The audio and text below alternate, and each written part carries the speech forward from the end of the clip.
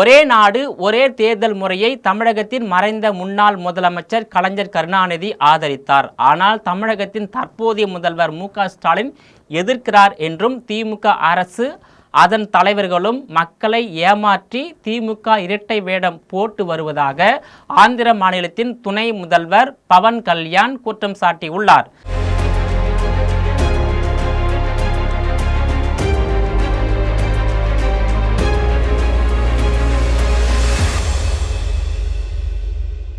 சென்னை திருவான்மையூரில் பாஜக சார்பில் நடைபெற்ற ஒரே நாடு ஒரே தேர்தல் தொடர்பான கருத்தரங்கில் ஆந்திர பிரதேச மாநிலத்தின் துணை முதல்வர் பவன் கல்யாண் பங்கேற்றார்.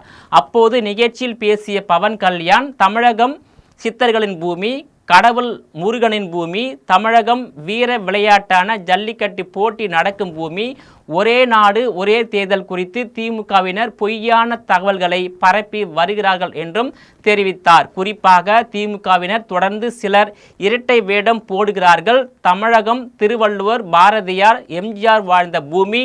எதிர்க்கட்சிகள் ஓட்டு பதிவு இயந்திரம் குறித்து தங்களுக்கு சாதகமான கருத்துக்களை கூறி வருகின்றனர். எதிர்க்கட்சிகள் தோற்றுவிட்டால் ஓட்டுப்பதிவு இயந்திரத்தில் சூடு வைத்து விட்டதாக கூறுகின்றனர்.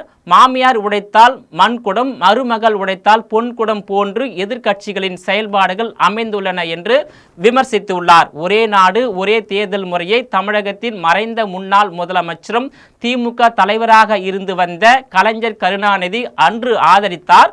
ஆனால் இன்று தற்போதைய திமுக தலைவரும் தமிழகத்தின் முதலமைச்சருமான மு.க.ஸ்டாலின் எதிர்க்கிறார். ஒரே கட்சியில் உள்ள தலைவர்கள் தந்தை ஒரு நிலைப்பாடு, மகன் ஒரு நிலைப்பாட்டில் இருப்பது வேடிக்கையாக உள்ளது என்றும், குறிப்பாக நெஞ்சுக்கு நீதியில் ஒரே நாடு ஒரே தேர்தல் முறையை கலைஞர் கருணாநிதி ஆதரித்து குறிப்பிட்டுள்ளார். இப்போது திமுக கட்சியினரும் திராவிட மாடல் ஆட்சியாளர்களும் தொடர்ந்து சுயநலத்திற்காக இரட்டை வேடம் போடுவதாகவும் குறிப்பிட்ட ஆந்திர மாநிலத்தின் துணை முதல்வர் பவன் கல்யாண், நான் தமிழகத்தை விட்டு போனாலும் தமிழகம் என்னை விட்டு விடவில்லை என்றும் தெரிவித்தார். ஒரே நாடு ஒரே தேர்தல் முறை மூலம் தேர்தல் செலவுகளை குறைக்க முடியும். நாடு எப்போதும் தேர்தல் பணிகளில் முடங்கி உள்ளதை தவிர்க்க முடியும். ஒரே நாடு ஒரே தேர்தல் மூலம் பொதுமக்களிடம் பல்வேறு நலத்திட்டங்களை விரைவாக கொண்டு சேர்க்க முடியும். தொடர்ந்து தேர்தல்களினால் அரசு அதிகாரிகள், காவல்துறையினர் மற்றும் அரசு ஊழியர்கள், ஆசிரியர்கள் தொடர்ந்து பணி செய்யும் நிலை ஏற்பட்டுள்ளதை தவிர்க்க முடியும் என்று குறிப்பிட்டார். இந்தியாவை தொடர்ந்து மூன்றாவது முறையாக ஆண்டு வரக்கூடிய இந்திய பிரதமர் நரேந்திர மோடி தலைமையிலான பாஜக அரசுடனும் தமிழக ஆளுநருடனும் தொடர்ந்து மோதல் போக்கை கடந்த 4 ஆண்டுகளுக்கு மேலாக திமுக அரசு கடைபிடித்து வருகிறது. குறிப்பாக மத்திய பாஜக அரசு கொண்டு வரக்கூடிய பெரும்பாலான திட்டங்களையும் சட்டங்களையும் திமுக ஆட்சியாளர்கள் சுயநலத்துடன் எதிர்த்து வருவதால் பாஜக ஆட்சியாளர்களும் தமிழக மக்களும் திமுக அரசு மீது கடும் அதிருப்தியில் இருந்து வருகின்றனர். இதனால் மத்திய பாஜக அரசுக்கும் தமிழ்நாடு மக்களுக்கும் இடையே ஒரு இடைவெளி என்பது தொடர்ந்து கொண்டே இருக்கிறது. இதற்கு காரணமாக இருக்கும் திமுக தமிழ்நாட்டு மக்களை மூளை செலவு செய்து தமிழ்நாட்டு மக்களை குழப்பத்தில் தள்ளி மத்திய அரசின் சட்டங்களையும் திட்டங்களையும் தமிழ்நாட்டு மக்களிடம் சென்று சேராத வகையில் தடுப்பு சுவராக இருக்கும் திமுக ஆட்சியை 2026 நடைபெறும் சட்டமன்ற தேர்தலோடு வீழ்த்தி வீட்டுக்கு அனுப்பி வைக்கும் வகையில் அதிமுக பாஜக கூட்டணி அமைக்கப்பட்டு 2019 ஆண்டு முதல் 2025 ஈரோடு கிழக்கு தொகுதி சட்டமன்ற இடைத்தேர்தல் வரை கூட்டணி பலத்தால் திமுக கூட்டணி தொடர் வெற்றி பெற்று வருவதற்கு முற்றுப்புள்ளி வைக்கும் வகையில் திமுக கூட்டணிக்கு நிகராக அதிமுக பாஜக கூட்டணியை வலுப்படுத்தும் நோக்கத்தில் திமுகவுக்கு எதிராக உள்ள பல்வேறு அரசியல் கட்சிகளை ஒன்றிணைக்கும் முயற்சியில் தீவிரமாக தேர்தல் கள பணிகளில் ஈடுபட்டு உள்ளதோடு இந்தியாவின் மற்ற மாநிலங்களைப் போல தமிழகத்திலும் கூட்டணி ஆட்சி அமைக்கும் நோக்கத்தில் மத்திய பாஜக அரசு ஈடுபட்டு வருகிறது. 2011 முதல் 2021 வரையில் ஆட்சியில் இல்லாத திமுக 2021 நடைபெற்ற சட்டமன்ற தேர்தலில் திமுக வலுவான கூட்டணி அமைத்தும் 133 இடங்களில் மட்டுமே வெற்றி பெற்று தொடர்ந்து 2 சட்டமன்ற தேர்தல் தோல்விக்கு பிறகு 10 ஆண்டுகளுக்கு பிறகு திமுகவால் தமிழகத்தில் 2021 தான் ஆட்சியை கைப்பற்ற முடிந்தது.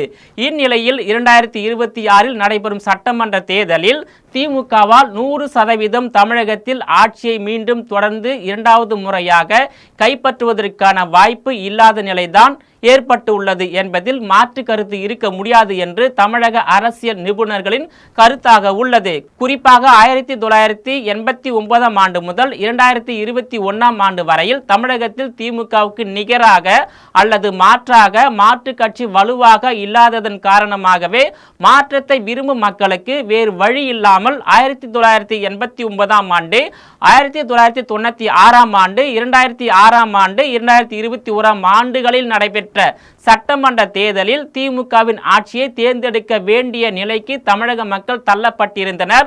ஆனால் இனி வரும் காலங்களில் மாற்றத்தை விரும்பும் தமிழக மக்களுக்கு 2026 தேர்தலுக்கு பிறகு திமுகவுக்கு மாற்றாக தமிழகத்தில் வேறொரு கட்சி தமிழகத்திலும் காலூன்றும் என்பதில் எவ்வித சந்தேகமும் இல்லை. அவ்வாறு காலூன்றும் அரசியல் கட்சி தேசிய கட்சியா அல்லது மாநில கட்சியா என்பதை பொறுத்திருந்து பார்க்க வேண்டும்.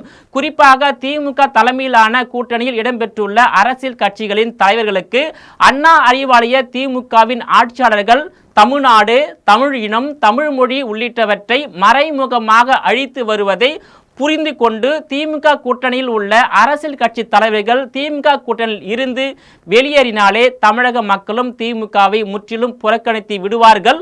ஒருவேளை திமுக தனித்து விடப்பட்டு தேர்தலை சந்திக்கும் சூழ்நிலை உருவானால் திமுக தனித்து போட்டியிடக்கூடிய அனைத்து தேர்தல்களிலும் படுதோல்வி சந்திக்கும் என்பதில் எந்தவித சந்தேகமும் இருக்காது. நேயர்களே, மீண்டும் இது போன்ற மற்றொரு நிகழ்ச்சியில் சந்திக்கிறேன். அதுவரையில் உங்களிடமிருந்து விடைபெறுவது நான் உங்கள் விஜயபாலன்.